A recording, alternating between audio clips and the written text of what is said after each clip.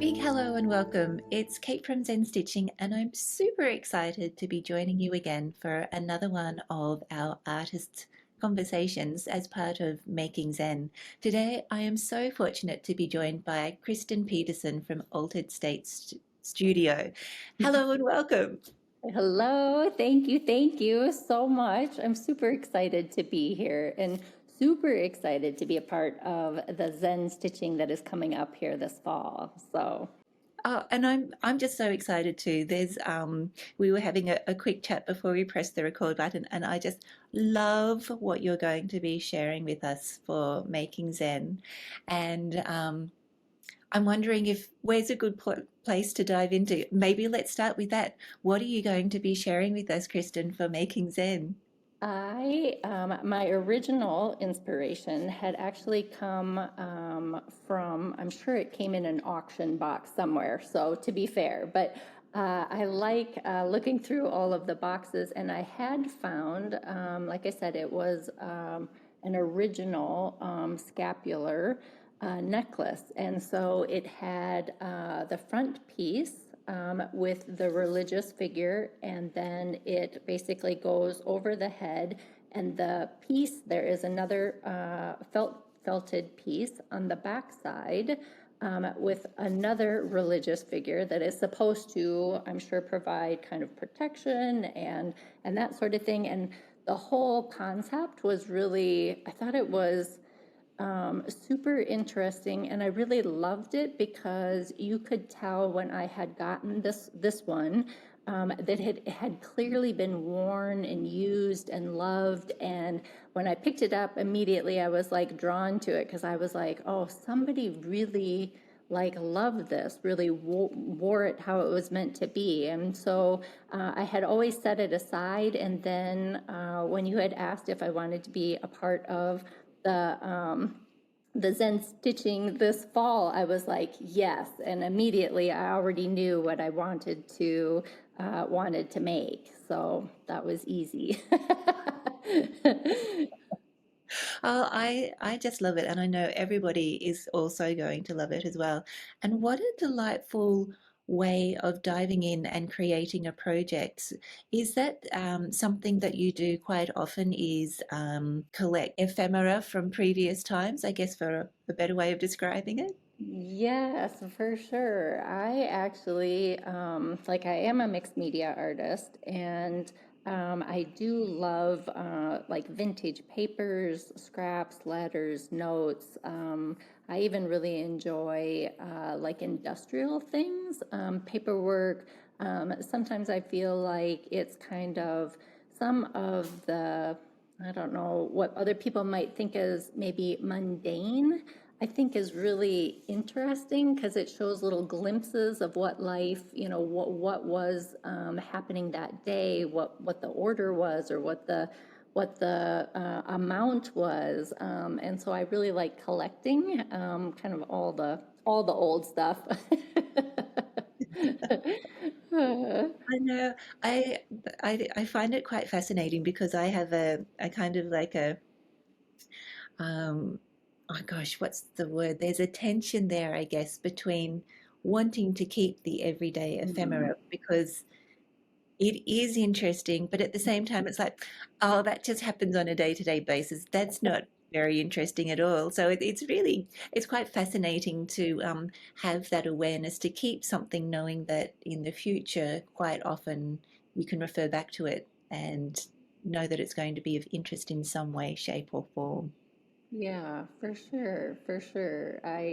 Yeah, notebooks, it's interesting, like even looking back at things from, I don't know, like when I was a kid, little notes and scraps, like my mom had, of course, kept things. And so getting those back and seeing those are super fun and really cool to look back on. So, Yeah, yeah. yeah.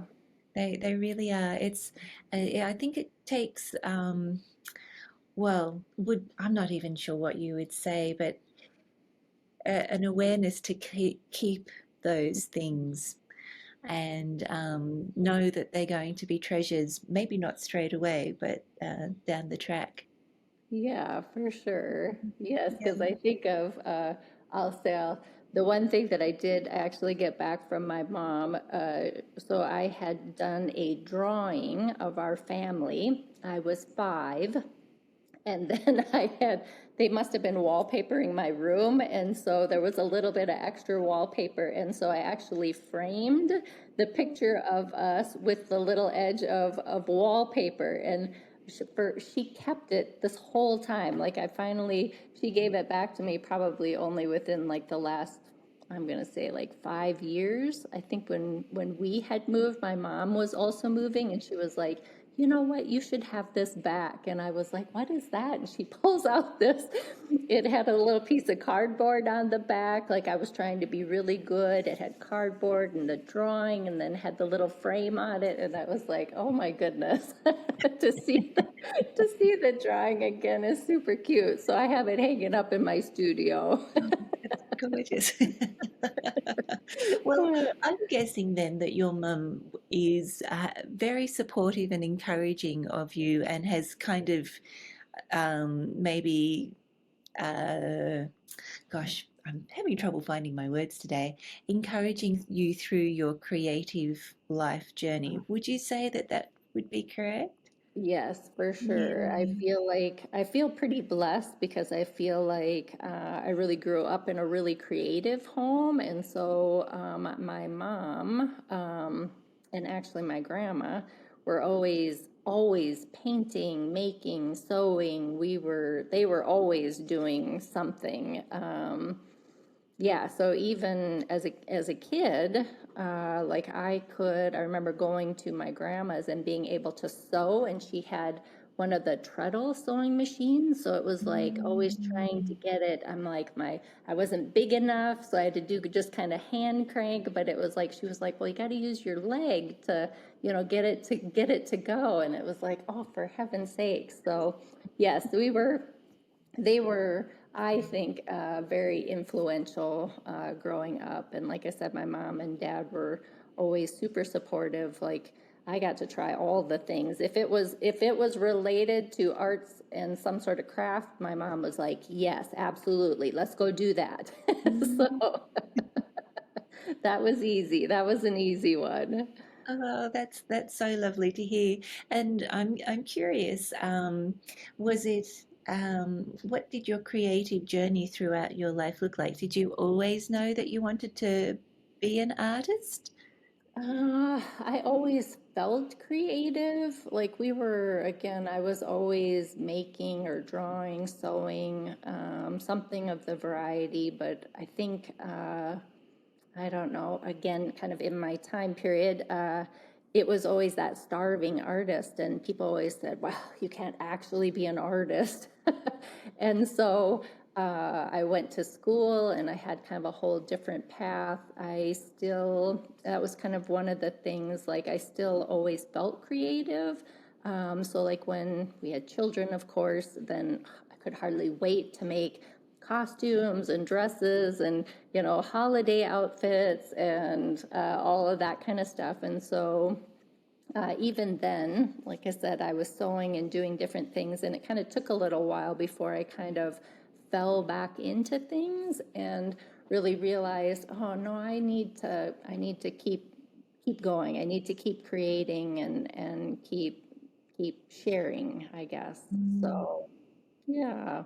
Oh, I love hearing that. It's like you say, there is quite a stigma or an association with the starving artist. Yeah. And I'm really pleased that that's does seem to be starting to change. And perhaps maybe that's because the internet's connecting people that perhaps otherwise may not be connected, would you say? I would definitely say, like, I think now, even kind of my friends, people that I, talk to and interact with, definitely, if the internet wouldn't have been and social media wouldn't be what it is, I wouldn't have met some of those people, and Mm, definitely would have changed the course of the path. So, mm, yeah, mm. Yes, yeah. it's pretty wonderful in ways to be able to connect us and inspire us. Um, I guess in some sense it's also a very fine balance, isn't it, between the It two? is. It is, yes. Uh, Uh, and particularly because I know sometimes, you can be scrolling along and you see all these great things, and then afterwards it might be like, oh, that's already been done. Do do you? yeah. I'm curious to know, Kristen, how do you find your inspiration for when you're creating? Uh, um, I I really enjoy walking, and actually, what I have found is that when I'm walking, I don't know if it's just the freedom of looking and watching and taking in whatever the scenery might be, but I find that I probably have some of my best ideas or what I think are kind of really great kind of creative flow. Some of it will spark then. I tend to probably, I'm going to say contemplate. I like to contemplate things a little bit and kind of think through, how it might be and really be thoughtful with some of my process. And so for me, being able to walk kind of helps. I find that if I go to the gym, heaven forbid, I have to actually count because I'll be like, oh, I don't even know where I'm at. I get kind of caught in the whole, my little creative, just my little head just starts going. And then I'm like, oh, I don't even know what I'm supposed to be doing now anymore. So they're like, oh, for heaven's sakes.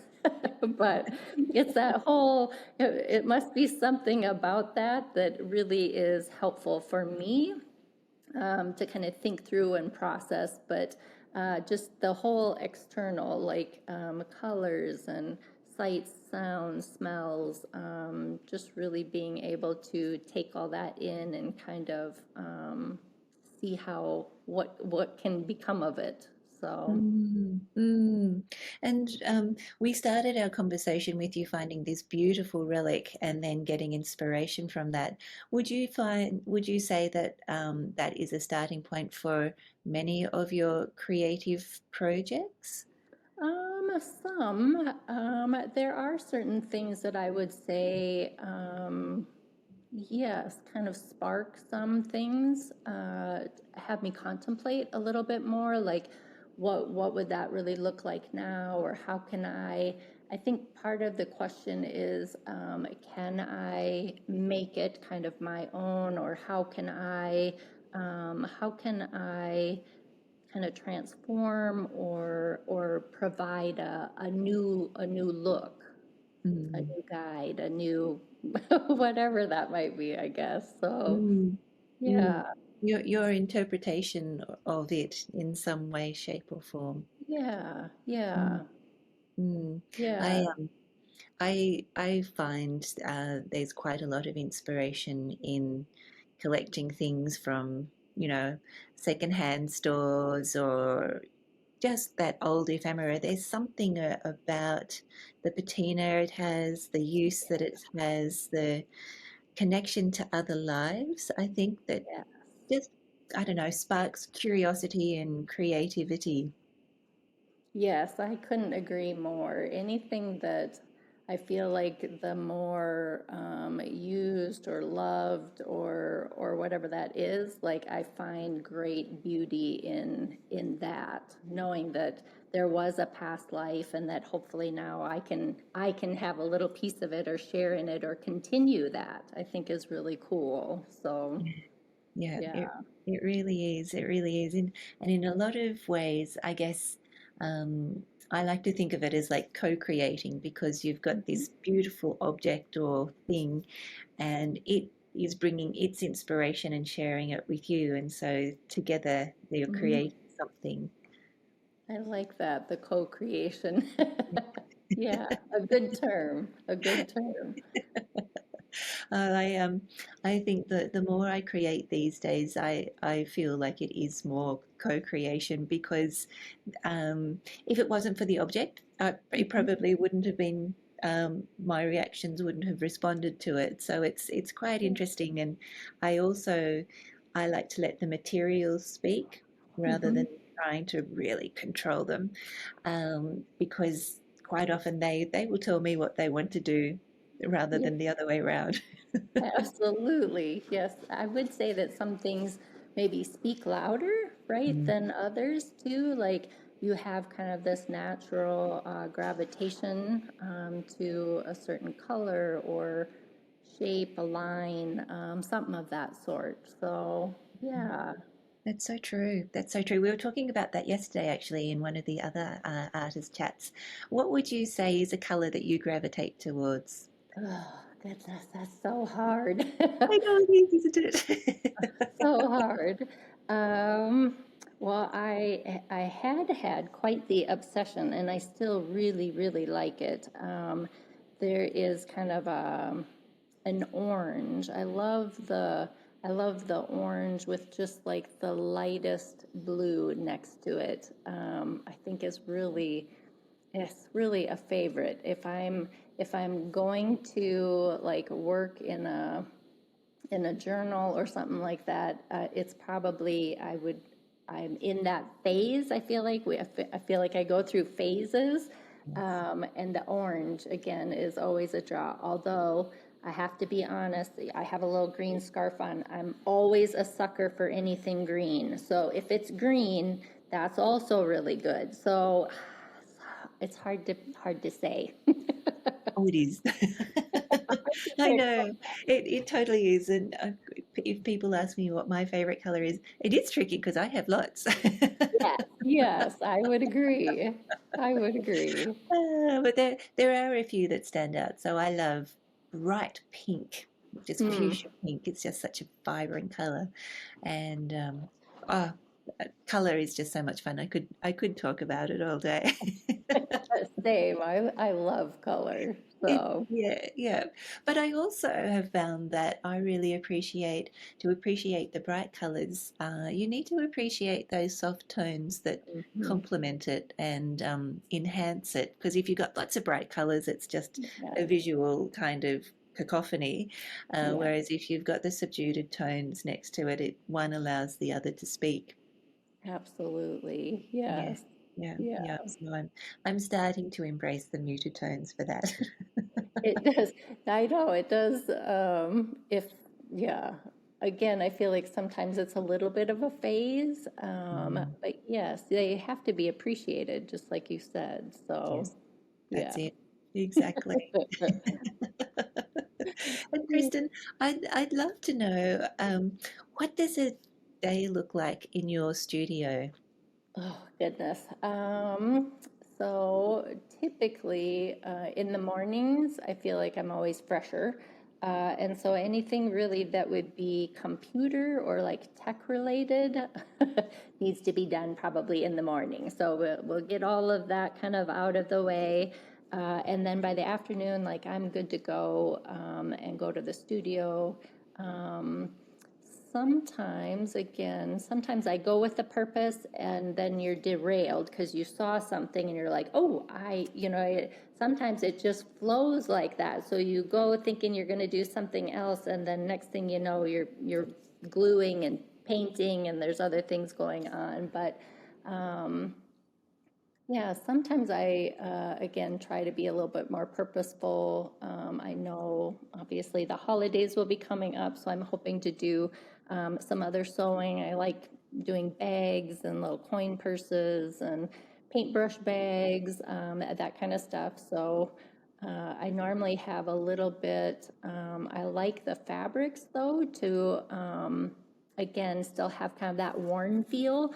So I have like a whole little process that I'll do with the fabrics to kind of make them look maybe a little more aged, like I'm pulling them out of my grandma's stash. And so, yeah, sometimes I'll have to work on my fabrics before I get to the sewing. So, yeah. Mm, oh, how fun.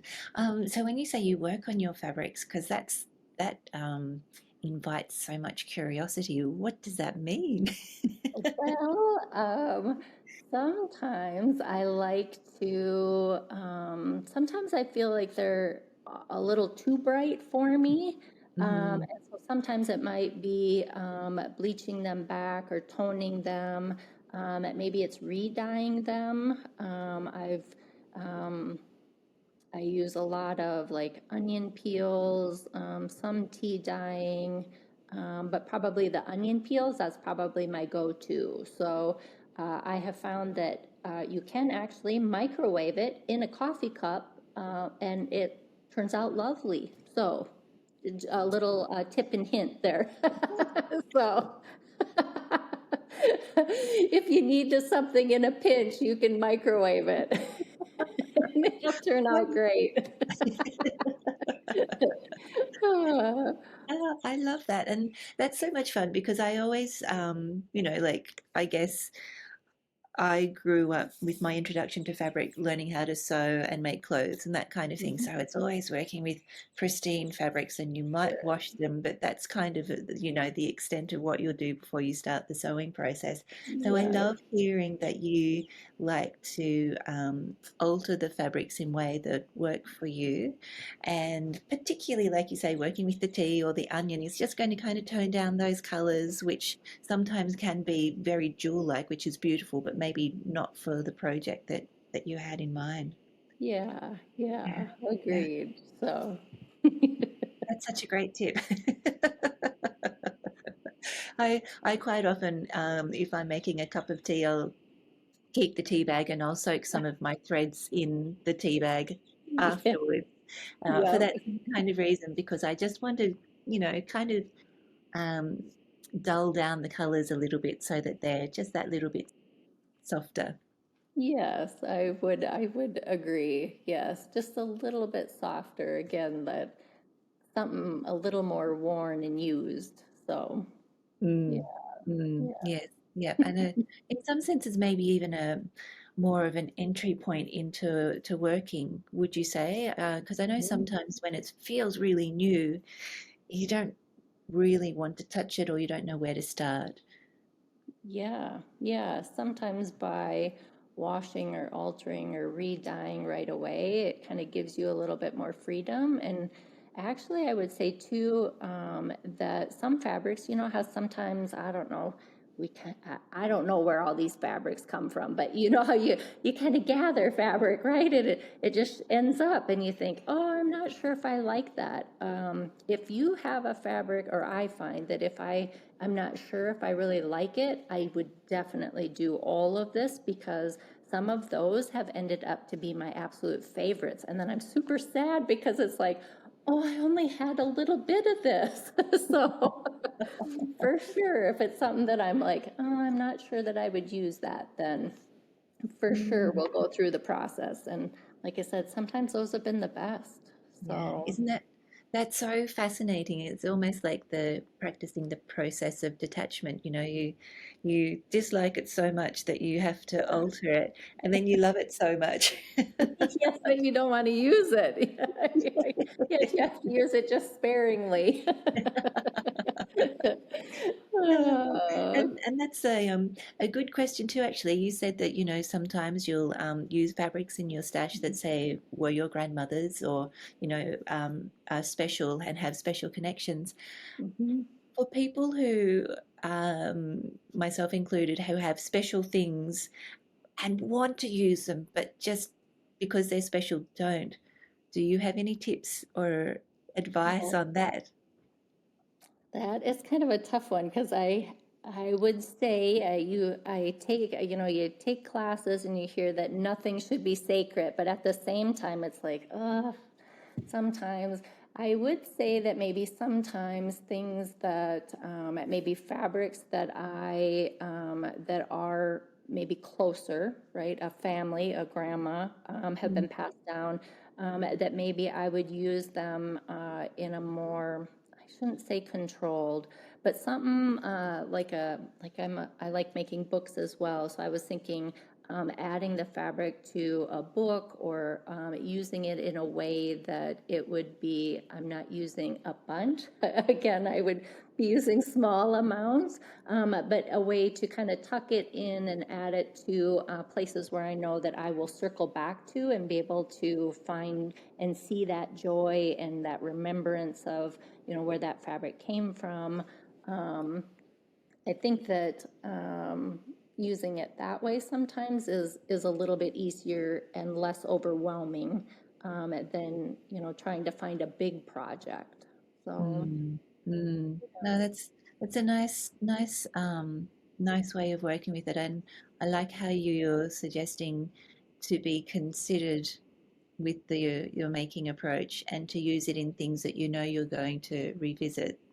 yeah. Yeah, which is a really good way of, that's such good advice because I'm just thinking about that on a practical level. So say for example, you've got a beautiful piece of fabric and it's sitting in a cupboard because Mhm. it's really precious, versus taking that piece of fabric and turning it into something that you then see on a daily basis that's in your house or in the studio or whatever it might be. So, which is going to bring you more joy, really, isn't it? Yeah, yeah, Mm, being able to see kind of the little spine that's on the book cover that was that fabric, peeking out on the shelf, or in the basket, laying in the basket of all the other little goodies. So, yeah. yeah, yeah. Oh, that's so good. I needed to hear that, and I'm sure everybody else listening is probably thinking the same. Uh, And I would imagine, too, Kristen, that your project that you're sharing with us for Making Zen is a perfect opportunity to use some of those special It pieces. is, yes. And I hope again that I did take some liberties as an artist when I was making it, but this would be a perfect little spot to have some of those really kind of favorite or kind of sacred fabrics and be able to add them to, because again, just using a small amount. And I always think too, like if we're hand stitching on, I feel like that takes time and shows care, and that you must really love that piece for you to be taking that much time to do that type of work. So I think it would be a perfect spot actually Mm, for using fabrics like that. yeah, I do believe so. And it's also probably a great opportunity to include them in what you're sharing with us for the VIP pass. Would you like to share a little bit about that as well? Oh, yes, I had to think for a moment. I'm like, what did I give? So, it was actually the very first online class that I had done. And so it is truly special to me. It's interesting because the DNA of a matchbook. Again, some of that stemmed from kind of everyday items that, the little matchbook, and again, kind of how that evolved. But again, I talk a lot about color and how to use it and making the papers and putting things together. It really is, I mean, I think it's a really lovely class. So I hope that people would would really enjoy it. So Yes. Oh, I'd say so. And how delightful that that's your first online class. That's it so was. magical. Yes, thank you. Thank you. A labor of love. And again, had COVID, good, bad, or otherwise, I'm not sure I would have tackled that. I'm not sure I would have tackled that. So, Well, uh, that's so true. You can always find the good in everything, can't you? yes, yes, for sure. Oh, oh, Kristen, it's been so lovely talking to you today, and I would love to chat to you for ages, but I am very mindful of your time as well. Thank Thank you you. so much for our conversation today and for being part of Making Zen. I'm so excited by what you're going to be sharing with us. Well, I'm super thankful, and I really appreciate the opportunity to be able to share and to bring forward that project because, again, I I can't even begin to tell you. I loved the project, so I hope that people really enjoy it and yeah, make their own. I can't wait to see. Keep an eye out. You're going to see beautiful things being created left, right, and center, and it's going to be so much fun. Thank you for joining me in this creative journey. If you've enjoyed this video, please like, subscribe, and share it with your friends. And if you'd like to learn more about Making Zen, please check out the links below where you can find out all about the workshops, creativity, community, and all that kind of good stuff. Wishing you many happy hours of stitching.